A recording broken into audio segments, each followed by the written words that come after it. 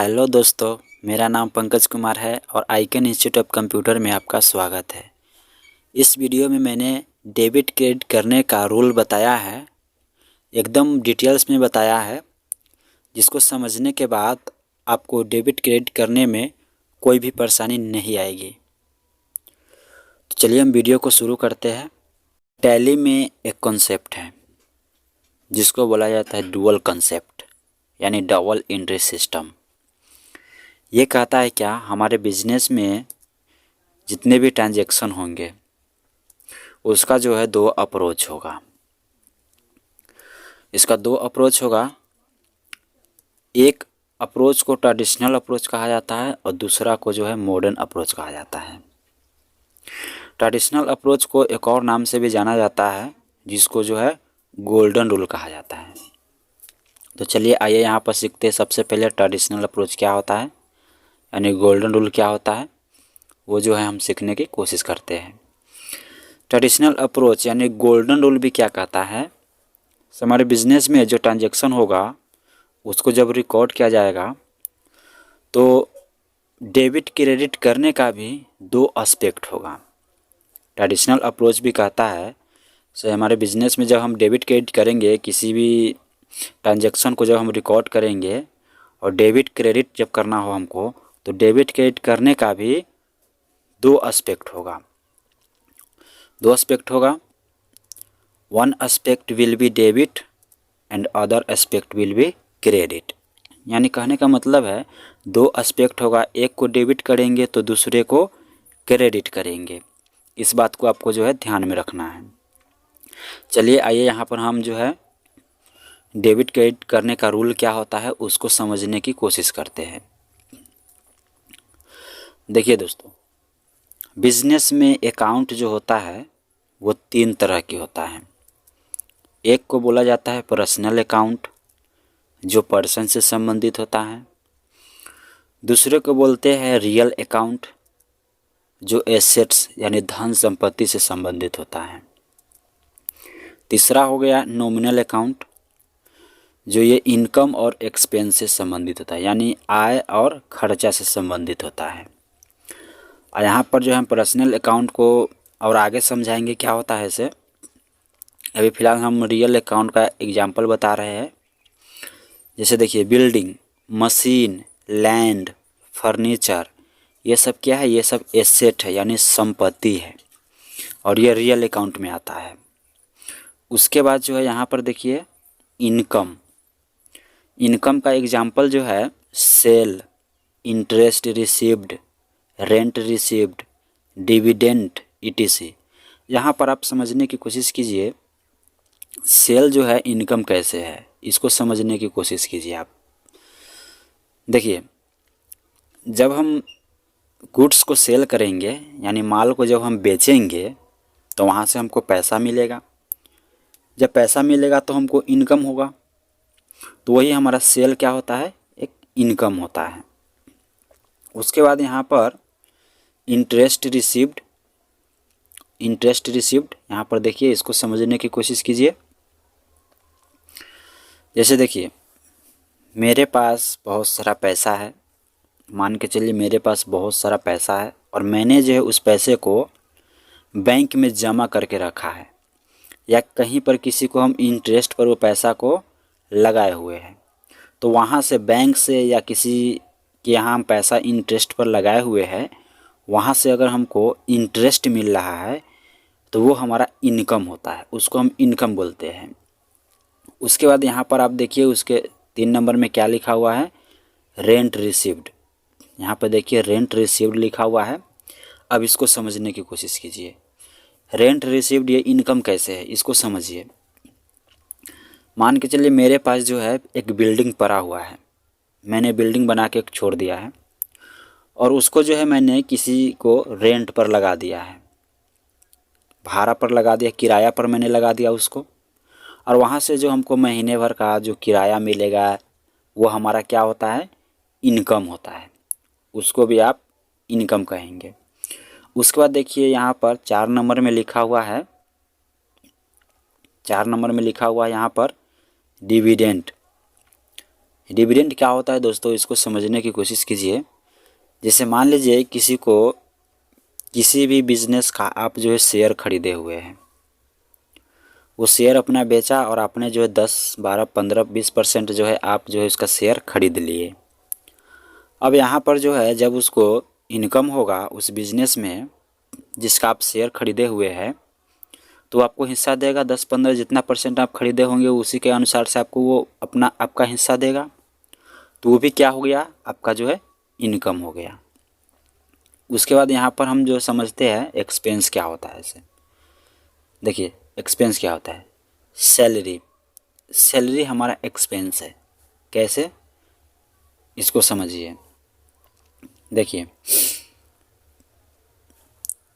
जब हमारे बिजनेस में कोई स्टाफ, कोई वर्कर जो है काम कर रहा है, उसको मैं सैलरी दे रहा हूँ,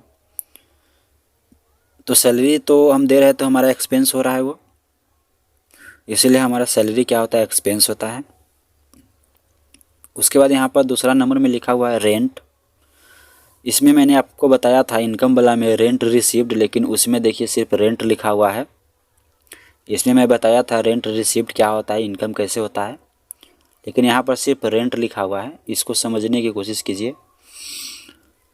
मान के चलिए मैं कोई दुकान खोल के रखा हूँ या कोई बिजनेस चला रहा हूँ, रूम जो है मैंने रेंट पर लेके चला रहा हूँ। मैंने जो रूम लिया है उसको मैंने रेंट पर लिया है, किराए पर लिया है मैंने, और उसको जो है मैं महीने भर का जो मैं रेंट पेड करूँगा उस रूम मालिक को, महीने भर का मैं पेमेंट करूँगा रूम रेंट, वो हमारा एक्सपेंस होता है। समझे दोस्तों। उसके बाद देखिए यहाँ पर तीसरा नंबर में यहाँ पर आप देखिए इंटरेस्ट लिखा हुआ है। इसमें मैंने आपको बताया था इंटरेस्ट अगर हमको मिल रहा है इसीलिए हमारे लिए वो इनकम होता है, लेकिन यहाँ पर देखिए इंटरेस्ट यानी हम दे रहे हैं। मान के चलिए कि इसे मैं किसी का पैसा कर्ज लिया हूँ या लोन लिया हूँ मैं बैंक से, और उसको जो मैं इंटरेस्ट महीने भर का इंटरेस्ट जब उसको मैं दूंगा तो क्या हो जाएगा हमारे लिए, वो एक्सपेंस हो जाएगा, इसीलिए उसको एक्सपेंस कहा जाता है। उसके बाद आप यहाँ पर देखिए इलेक्ट्रिसिटी बिल लिखा हुआ है। इलेक्ट्रिसिटी बिल का मतलब क्या होता है, इसको समझिए। हम जो है इलेक्ट्रिक को यूज कर रहे हैं, अपना बिजनेस में इलेक्ट्रिक यूज कर रहे हैं, मशीन चला रहा है इलेक्ट्रिक पर, तो उसका जो है बिल आएगा। जब बिल आएगा तो मैं बिल पेमेंट करूँगा तो वो भी हमारा क्या हो जाएगा, खर्चा हो जाएगा, एक्सपेंस हो जाएगा। तो इसको समझ गए आप दोस्तों। उसके बाद देखिए पर्सनल अकाउंट को समझने की कोशिश करते हैं। यहाँ पर पर्सनल अकाउंट कितने तरह की होता है और कौन कौन होता है इसे देखिए। पर्सनल अकाउंट जो होता है वो 3 तरह की होता है। एक होता है नेचुरल पर्सन, जैसे राम, मोहन, राकेश, रमेश, ये सब क्या है, ये सब नेचुरल पर्सन है, यानी नेचुरल पर्सन है दोस्तों। इसको आप जो है ध्यान में रखिएगा, ये नेचुरल पर्सन है। उसके बाद यहाँ पर जो है आर्टिफिशियल पर्सन, दूसरा जो है आर्टिफिशियल पर्सन है। आर्टिफिशियल पर्सन का एग्जांपल देखिए, जैसे बैंक, कोई भी शॉप का नाम हो गया, कोई भी बिजनेस का नाम हो गया, स्कूल, कॉलेज, ये सब क्या होता है, ये आर्टिफिशियल पर्सन होता है। उसके बाद यहाँ पर जो है तीसरा देखिए, तीसरा जो है कैपिटल और ड्राइंग, ये रिप्रेजेंटेटिव पर्सन है। ये मैं आपको आगे बताऊंगा ये क्या होता है, इसे डिटेल्स में बताऊंगा। फिलहाल जो है पर्सनल अकाउंट ये 3 तरह की होता है, लेकिन आपको ये 3 तरह अलग अलग याद नहीं रखना है, आपको बस मान कर चलना है ये तीनों पर्सनल अकाउंट होता है। ये भी पर्सनल अकाउंट, ये भी पर्सनल अकाउंट और ये भी पर्सनल अकाउंट, इसको जो है आपको पर्सनल अकाउंट ही मान के चलना है। उसके बाद देखिए अब जो है हम यहाँ पर आपको बता दिया है मैंने, पर्सनल अकाउंट का एग्जांपल बता दिया है कौन कौन से पर्सनल अकाउंट होते हैं। यहाँ पर मैंने एसेट यानी संपत्ति का एग्जांपल बता दिया है मैंने। उसके बाद मैंने यहाँ पर इनकम का एग्जांपल बताया है, एक्सपेंस का भी एग्जांपल बताया है, यहाँ पर अच्छी तरह से समझाया है इस सब का। अब यहाँ पर हम सीखते हैं डेबिट और क्रेडिट, यहाँ पर हम सीखते हैं। तो देखिए दोस्तों, जब हमारे बिजनेस में कोई भी ट्रांजैक्शन होगा तो वो 3 ही अकाउंट में होगा, या तो वो पर्सनल अकाउंट में होगा, या रियल अकाउंट में होगा और नहीं तो नॉमिनल अकाउंट में होगा। ये तीनों अकाउंट में वो ट्रांजैक्शन होगा। कैसे, इसको समझने की कोशिश कीजिए।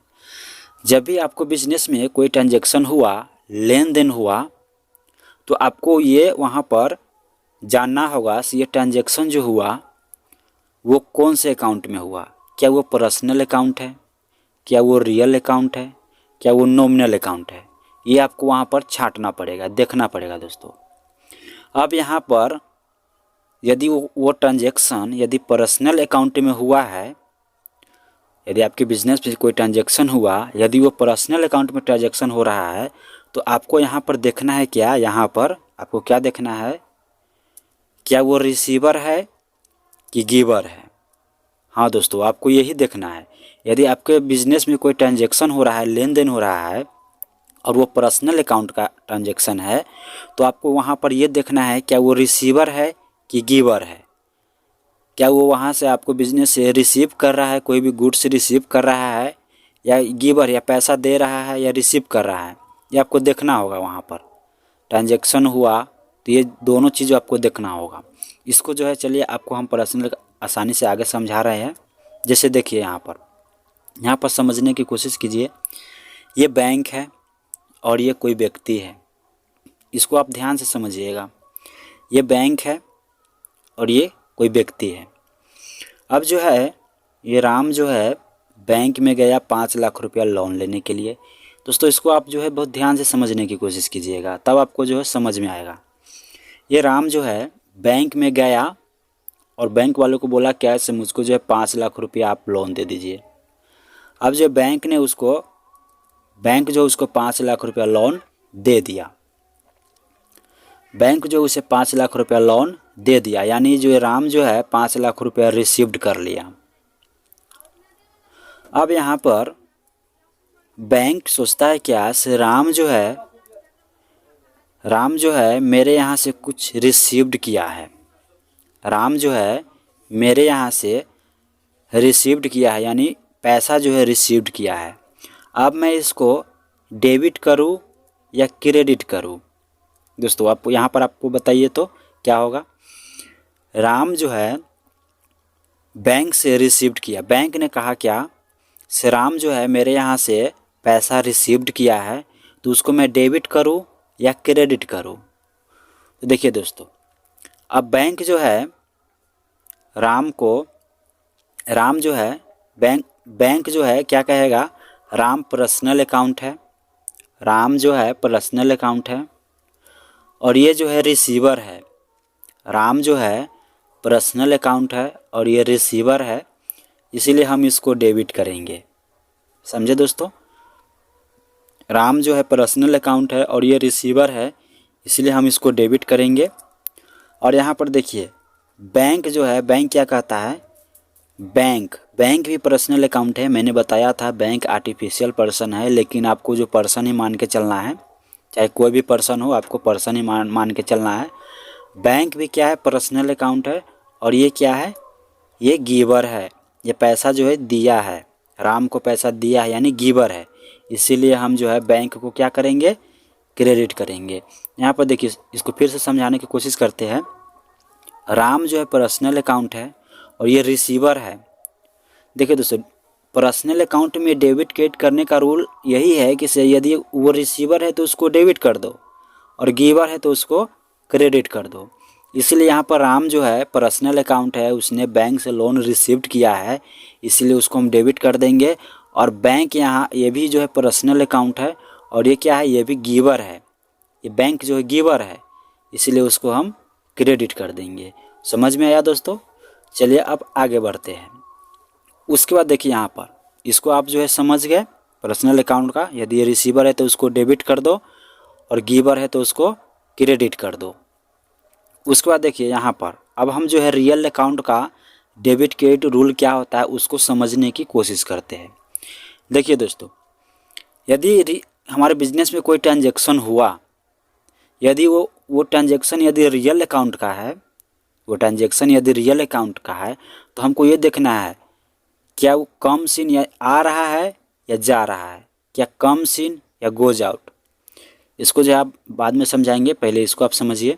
कम्स इन, यदि आ रहा है तो उसको डेबिट कर दो, और जा रहा है यानी गोज आउट तो उसको क्रेडिट कर दो। समझे दोस्तों? यानी हमारे बिजनेस में ये बिल्डिंग, मशीन या लैंड, फर्नीचर, कैश यदि आ रहा है, कम्स इन आ रहा है तो उसको डेबिट कर दो। यदि जा रहा है, गोज आउट, हमारे बिजनेस से ये सारे चीज़ जो है, ये बिल्डिंग, मशीन, लैंड, फर्नीचर, ये सब यदि गोज आउट, यदि जा रहा है तो उसको क्या कर दो? क्रेडिट कर दो। आइए इसको हम एग्जाम्पल से समझते हैं।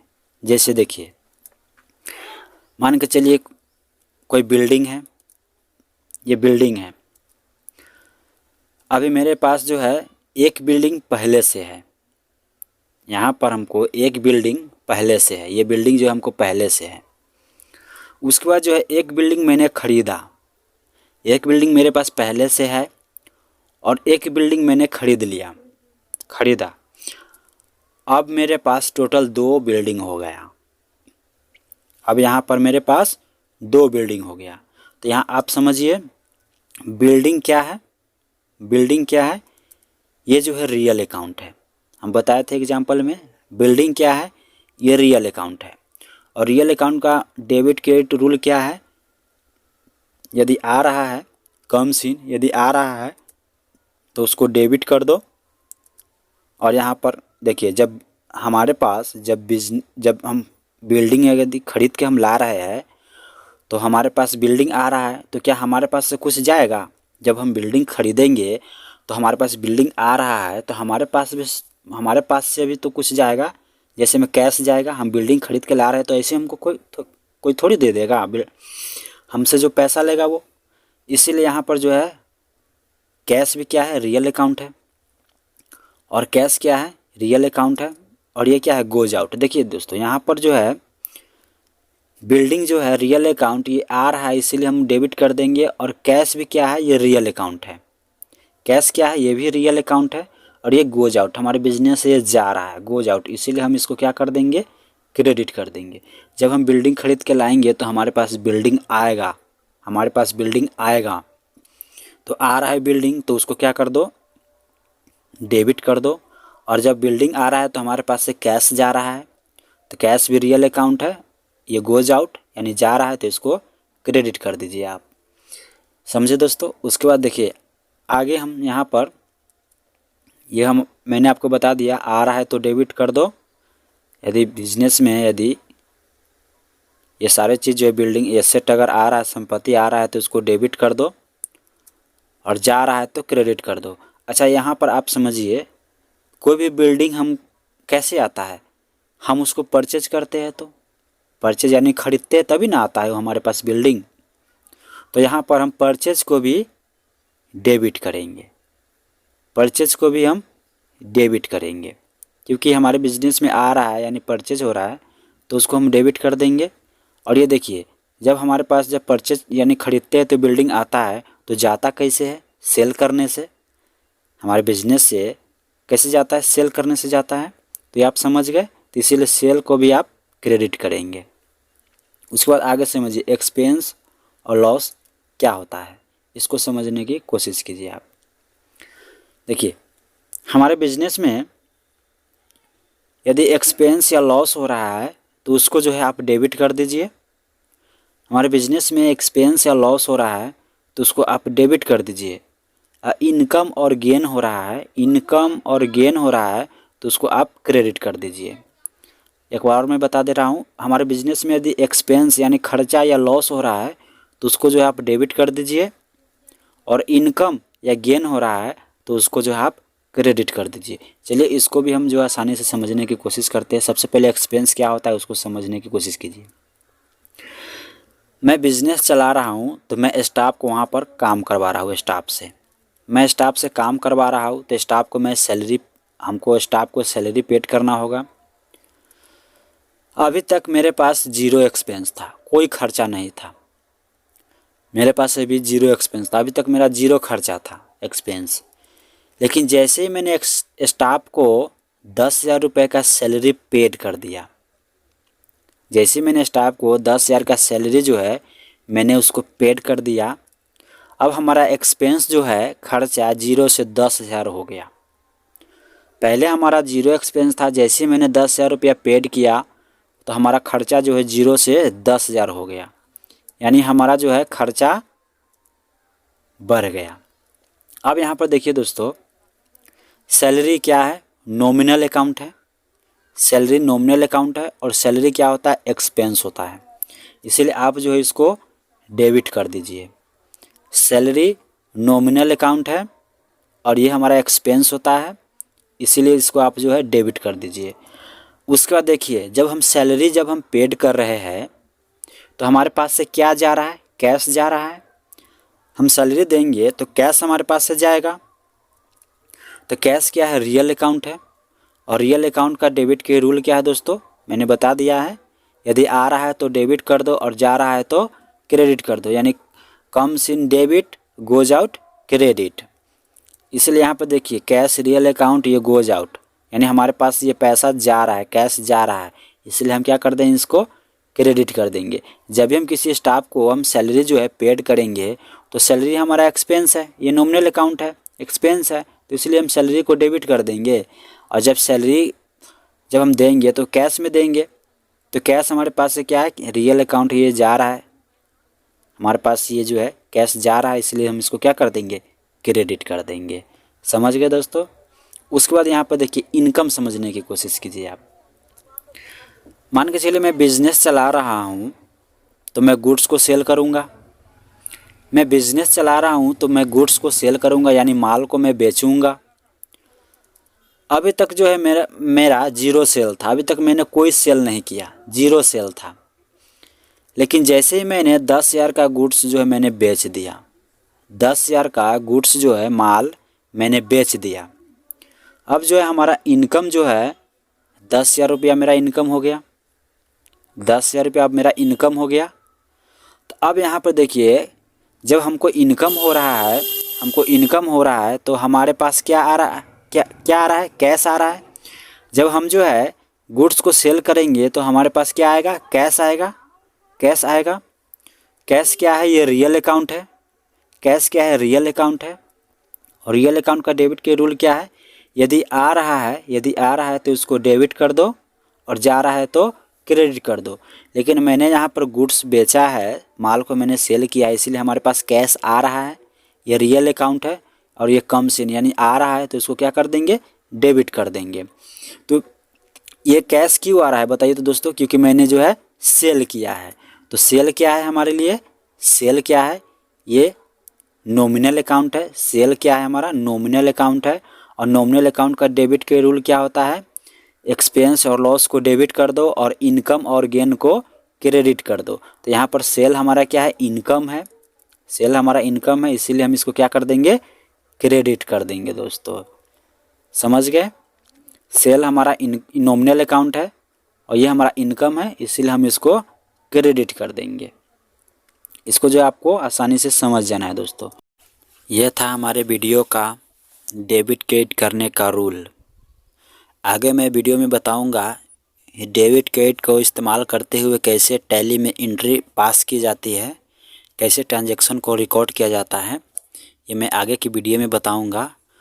तो मेरे चैनल को आप सब्सक्राइब कीजिए और बेल आइकन को भी प्रेस कीजिए, ताकि मैं जब भी अपना वीडियो अपलोड करूं आपके पास नोटिफिकेशन पहुंचे। धन्यवाद।